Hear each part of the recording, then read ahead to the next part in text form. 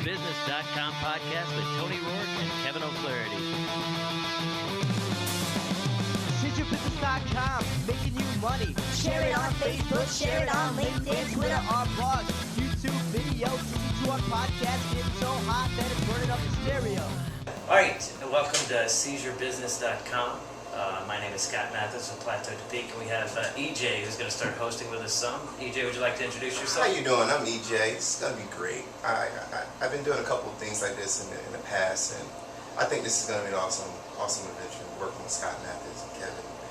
And we got two great people here, great business. It's the whole mindset of it all. It's amazing. I think we're going to really enjoy this interview. All right, would you like to go ahead and introduce them? This is Charlie Williams, and this is Brad. I don't want to say your name wrong. Boskovik. What is that? It's Serbian, actually. Serbian. Boskovic, if you want to pronounce it the Serbian way. That's interesting. Very interesting. I could mess it up the Serbian way. And your company is? It's Digi-Wrap Incorporated. All right, we'll jump right into it. What is Digi-Wrap? What do you guys do? So we make digital tissue paper. So not tissue paper like toilet paper. A lot of people confuse that. They think, oh, you print on toilet paper. It's the traditional gift wrap that you think of. It goes in a bag or you wrap around a box or something like that. So we do a few other products as well, like gift bags, but the main focus is, at least for right now, is tissue paper. Okay. And hence that explains the name. You know, we're doing digital and it's tissue wrap, so it was very simple. Not a lot of brain cells lost. How long have you guys been doing that? Started the company last March. Well, yeah. So actually, it was early February. We actually became official, and we kind of went nationwide with launching our website in October of 2014. And so Digi-Wrap's been basically doing business ever since then. But the product that the whole company's kind of based on, we've been actually developing for the last few years, working at where we actually met at a company named Lingraph. So we still do a lot of business with Lingraph directly. Is that a print company as well? So that's a print company, and that's basically that was my personal first job out of college. So that's where I met Brad, and we started developing the product. And so it kind of spurred out of events that came from Lingraph. So Digi-Wrap in a lot of ways is just a spin-off of what we were doing at Lingraph. Oh, so you guys fairly young? You just said you got out of college. Yeah. So He's fairly young. yeah. I'm an old man. Yeah, I graduated college in 2010 from Illinois State. Oh, okay, nice. It's good stuff. Yeah. All right, so we got the whole concept of the company. What was the transitioning like when you first started? How was it? Like, was it hard? Was it easy? Did you just put out? Yeah. So actually, it's quite interesting. So Brad actually tells a really good beginning part of the story. So I'll let him take it over about how the product itself came to be. Okay. Yeah, so originally, actually, Lingraph, the company that we were working for, is actually my family's business. And, we're just all over the board at Lingraph. We do printing and packaging and embroidery and all kinds of crazy stuff. In fact, I'm wearing one of the shirts. And so obviously you can tell I still semi-work there. But, we had bought our first press 15 years ago. And, you buy a press for one thing and you end up trying to put anything through it. You can. And because we had like packaging products in the warehouse, I'm trying to print on, like corrugated boxes, and I put tissue paper through there and just everything. And my first experience with tissue paper, whatever that was, 12, 15 years ago or something like that, we actually set it on fire. It was a little too, so at the time it was like, well, actually our operations manager was a fireman, so fortunately we had a fireman on staff, so it was pretty calm, yeah. So anyway, the first attempts at it were just, a complete failure. Okay. And it was kind of one of those things, shelved it, thought, okay, well that'll never happen, you can't print on that. And a decade later, a customer called me up and they were like, we've got this event and we want to, it's like the artist did all the art for it, and it's like a famous artist or something, and we want to take their art and we want to put on tissue paper and put it in the bags that we have at this event. Okay. And I was like, okay, well, we tried printing on tissue paper. How much time do I have? And they're like, you have 24 hours to figure it out. So I was like, okay.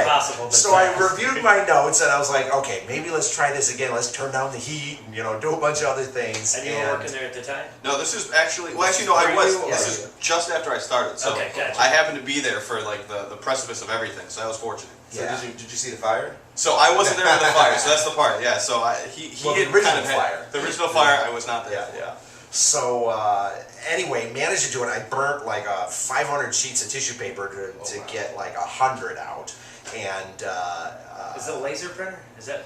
So it's Why is it catching on fire? I'm just confused. Well, it is. It's a digital press. It's okay. actually not it's kind of a fancy laser printer. I mean, the plate is drawn with a laser. But it's actually the presses we use are made by Hewlett Packard. Okay. And so they don't call Somebody it. You can't call it. care. Yeah, HB says don't call it toner. It's not right. it's not a laser printer. Don't call it that.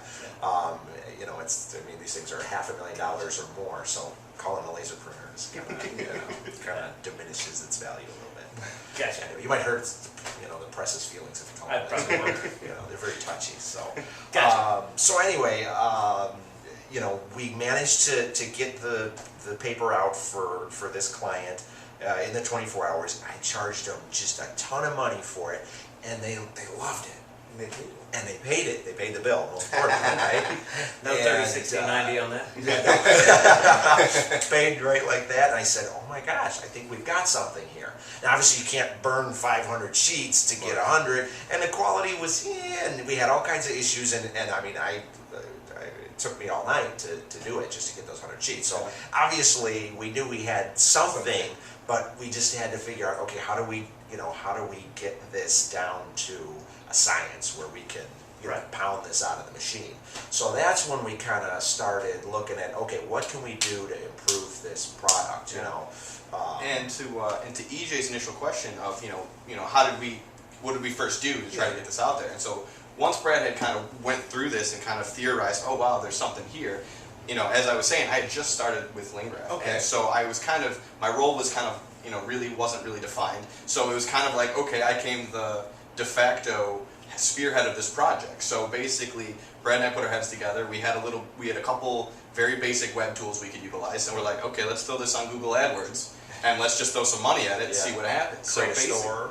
Yeah, so basically we had a very, very primitive merchant site with very archaic web tools, but we threw it up there and we said, hey, we'll see what happens. And it was funny because within 3 weeks, we had a handful of orders, and one of which was from Yahoo Incorporated.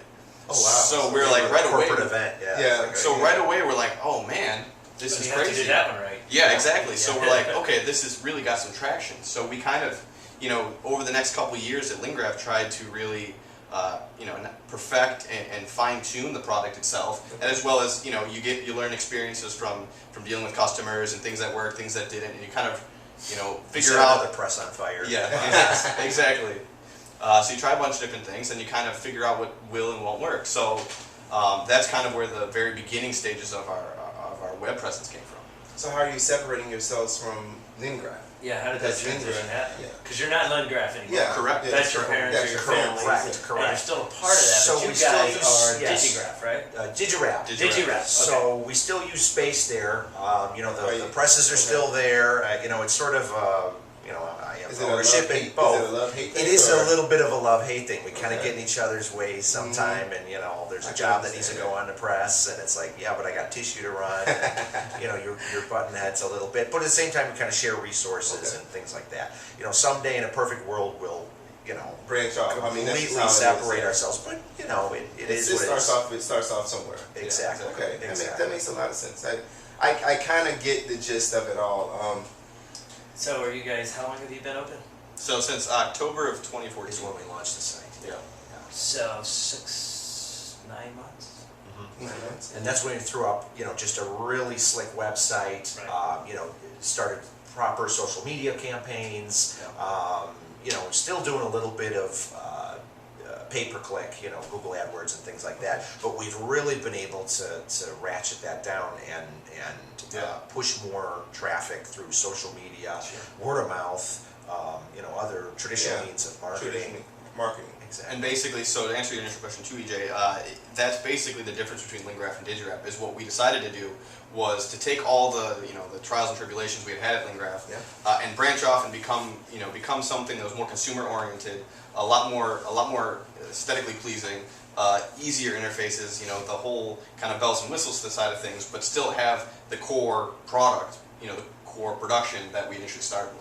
So that was kind of to best of both worlds concept. Well, so did you guys buy your own presses and all that, or are you still using? So basically, right now we're strictly marketing and distribution, and Lingraph is still the manufacturing side. So that sounds like a big startup Exactly. expense and cost. They're extremely expensive presses, and then you have extra equipment. There's things that have to be done to the tissue paper before and after it goes to the press. You can't just take a sheet of tissue paper and throw it in the press. Is And, this here a it is. proprietary process? It is. So actually, we have a You guys patent. got That was that. part of what we Nice. were working on for all those years. Was getting the. We didn't necessarily want to take it out into the world And then before let we people were steal it. protected. Exactly. Who do you guys? Who's your end user? Who's your consumer now? And how'd you find that end of it? Because it's cute. Hey, let's print on tissue, but great Right, idea. So exactly, came to right. you. Well, in some ways, we stumbled on it a little Yep, bit. a lot of ways too. The Google AdWords allowed us to see, okay, who specifically is searching for this? Who's actually typing in short-run tissue paper? And you get a lot of chaff. You get a lot of the people And you said short run. Is there companies that already do big? Oh yeah, orders so yet? we probably should have explained We that. probably should have We explained probably that. should have explained Oh, that. and that's why we talked about at the beginning. Very organic conversation. So We so so a little bit there of is background. competition then. So there is and there isn't. So tissue paper is obviously getting printed right Yes. now. because I was in the jewelry business for years, and Yeah. there were people that had it, and you had to buy 2 semi trucks full of it. Exactly. There you go. You hit the nail on the head right there. And you probably And waited store at it least like, a month. and there were some name changes, and we bought out some stores. So if we had done it, you have to print it again and again and again. And so they were always at the jewelry shows, but you always had to have Yep.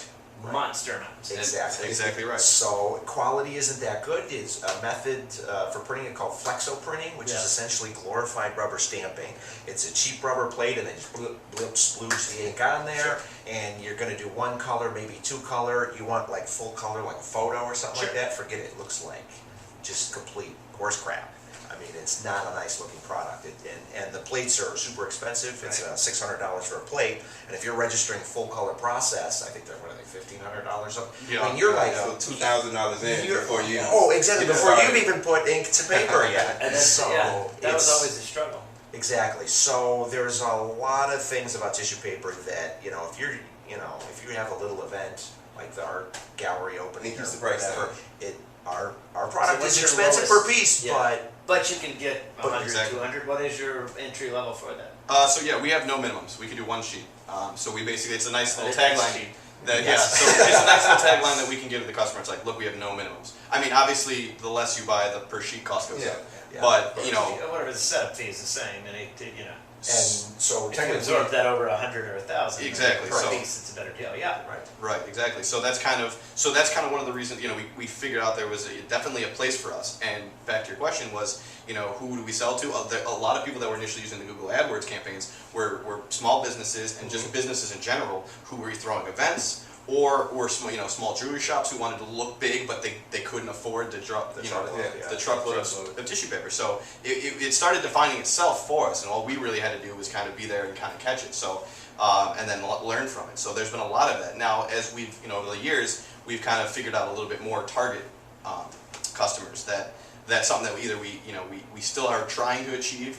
Obviously in the consumer sense, we're really big, and a lot of interest is in like the wedding areas because it's a big event that where budget may or may not be a huge concern. Birthdays here and there. Exactly. So that's really My daughter's birthday's coming up. Can you give me some? Oh yeah, of course. Yeah, gladly. One sheet. Yeah, we can do that. Not a problem.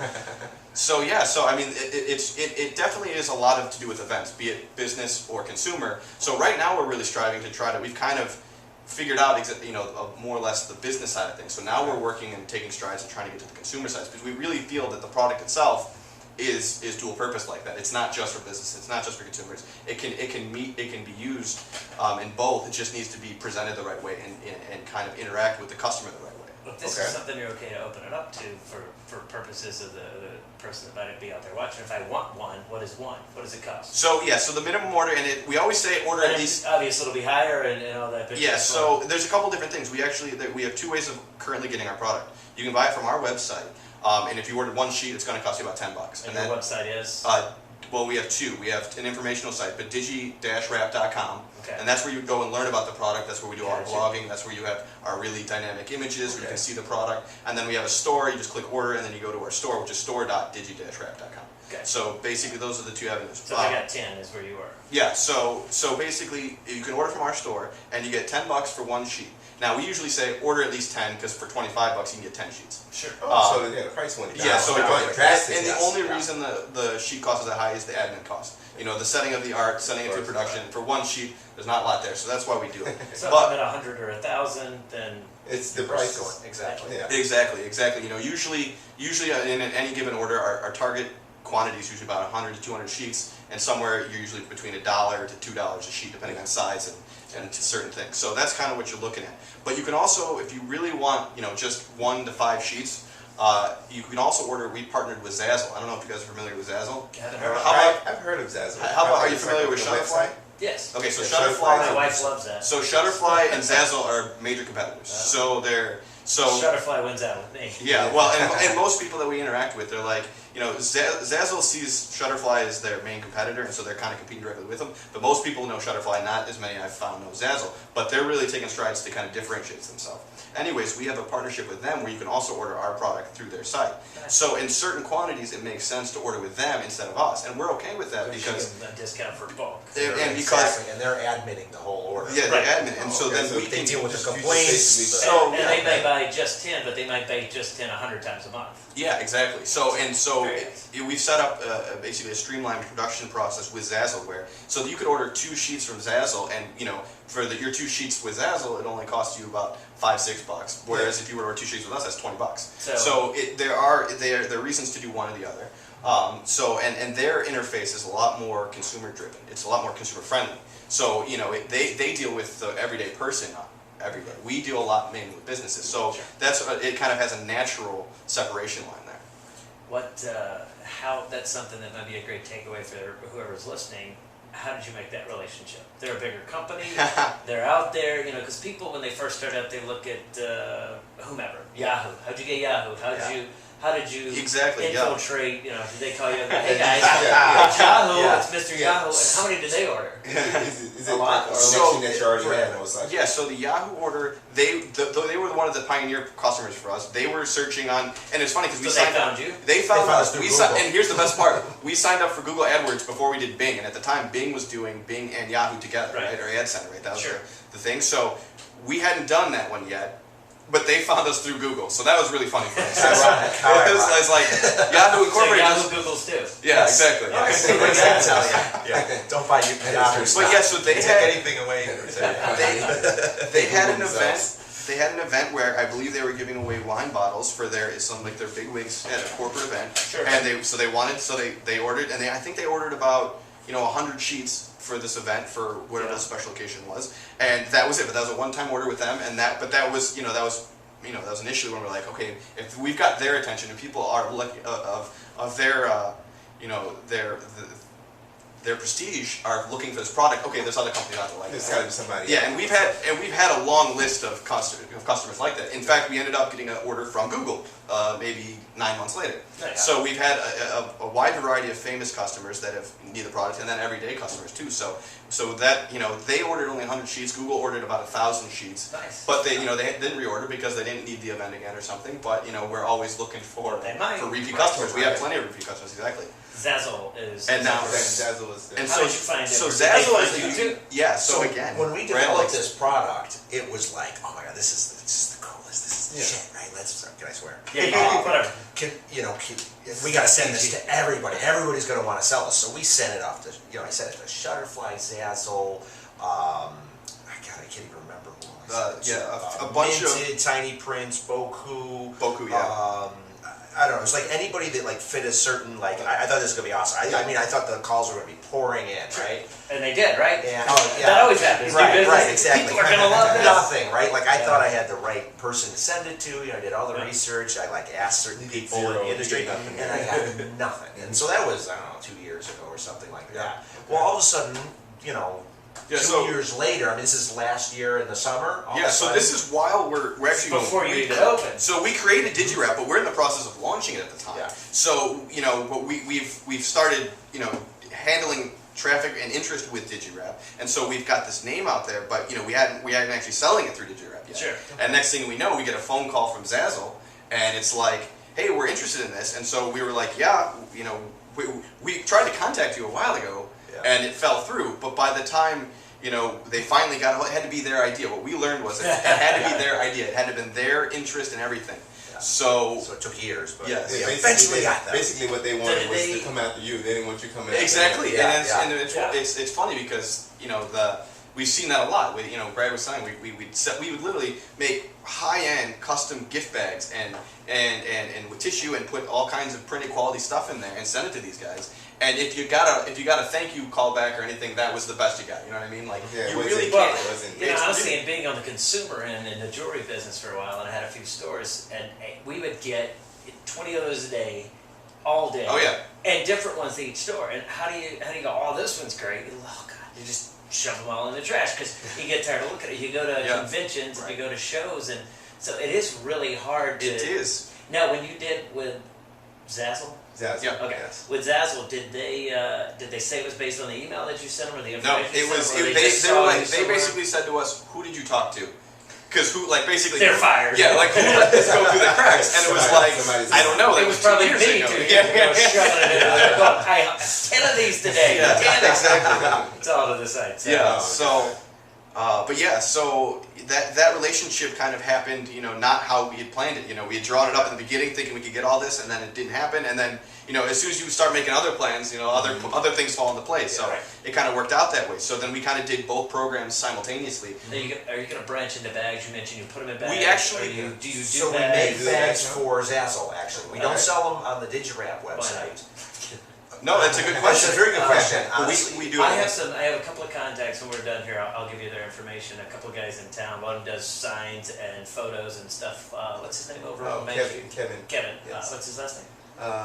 Kevin on Main Street. He's got a photo booth and everything. He might be able to help put up a display for you or something like that. And another guy that does high-end limo stuff, and he might be able to use it. But how do you? We got a couple minutes. Anything that you'd like to tell everybody about some great experience or some great struggle, or I guess I'm assuming like everybody else, all entrepreneurs, you're wealthy and you Just wrote a check. You drop the check. Open my business, everybody, and then you open. Just there. Well, I thought retirement might be 2 years away, but I'm excited to hear it's now. But is there anything, any struggle or any success that you'd like to give? Any advice? So, Any advice? I mean, I have my own thoughts, and I'm sure Brad's got his too. I mean, this kind of came to my head when you said that, we're wealthy, and it's funny because when we started this company, it all came from actually, Lingraf had gone on hard times, lost a huge customer, and basically, I had a great relationship with the family, but it came to the point where look, we got to let you go. Yeah. So at this point, it was like, Brad and I got together and was like, okay, we have this great product, we haven't done anything with it yet. What do we do now? So it's either it's like crap or get off the pot. So it's basically it forced me to kind of figure out what to do. And so for the year after I left Lingraf at the end of 2013, and for that year until we launched the company Digi-Wrap, I basically we lived off my wife's income, and we stressed it all. She's rich. That's it. She's rich. So for me, it was only rich people succeed. Right. Exactly. So basically, for me, it was a huge risk-reward thing. It's like, look, I believe in this. I think we have a huge opportunity here. But it was a lot of work, and it took a lot of. We had to sacrifice a good amount. So for me, is trying to keep the passion and the enthusiasm up to keep trying to challenge ourselves to take the next step. And so we've got a lot of lofty goals in mind.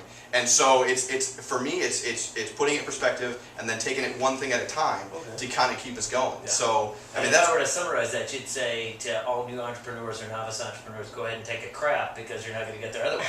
Yeah. Is that right? Yeah, I mean, basically just back yourself to a wall and then be like, okay, well, the only way you're going to succeed is to get to the wall and hope that you can push yourself out. There's no place but up. Yeah. And I say that facetiously, but everybody does think if you open your own business, oh, you must have come from money, or Yeah, you must exactly. be. And it is hard times, and it is difficult, and you persevered, and now you're retiring it to you. Yeah, amazing. If everything goes according to plan, yeah. You're done. I mean, Zazzle just takes over and you're good. And what about you? Anything? Perfect. No, I mean, spot on there. I mean, he's from Leningrad. I mean, he's part of it. Yeah. He has money. He's right. Exactly. Even though he just told a story about their struggle. Yeah, And I think everybody around that there is kind of- just the kind of thing. struggles, you know? I mean, yeah, most people would tell you, you know, what are you thinking? You need to regroup and worry about your main business. Maybe you need to regroup, but working on your main business may not be the. You know, I always talk to people and they go, "There's no way you can, as a small business, become a big business, and everything's been invented and everything's been done." They go, "Walmart, look, they've taken over the world." But what about that company called Woolworths, or what about all those that were huge and now they're gone? And so if you don't reinvent yourself, and it could be taking a completely different path. Absolutely, I think without this adversity, this never would have happened. You know, I mean, Charlie was working at Lingraf, and instead of focusing on tissue paper, you know, we had him like setting business cards. You know, And you also is this 9-point type or 10-point type? I mean, that was the crap we were working on. Yeah. So this way, it sort of forced us to be like, okay, let's put all the chips on the tissue. Let's Right. let's do it. And with that, you also help Lingraf, because now you're giving them the business Exactly. for you and using their presses and getting all that. So one Exactly. fuel So the it's- other. yeah, And- So you basically get paid. I get paid twice. You get Exactly. paid. So I'm going to be You twice as are rich. rich. They're both going to retire at the same time. His house is going to be bigger. His house is bigger. That's what essentially happens. Okay, You know? so what's the best way to reach you if somebody wants tissue paper bags or any other product that you have on there, or to make a relationship with Give you me some somehow? websites, some contact names. Ooh, that was something I'm out there. Contact, email. Yeah, so I do all our customer service currently. So if you call Digi-Wrap, you're going to get me one way or another. And so the phone number there is 630-478-8783. And then our website is www.digi-wrap.com. That's DIGI-WRAP. And the sales one was for the store? And the store one you can get through from the informational site, but if you're interested in going straight there, it's store.digi-wrap.com. Oh, nice. All right, thank you guys so much for being with us today. Well, thank you for asking. This was great. Yeah, a lot of fun. Thanks, guys.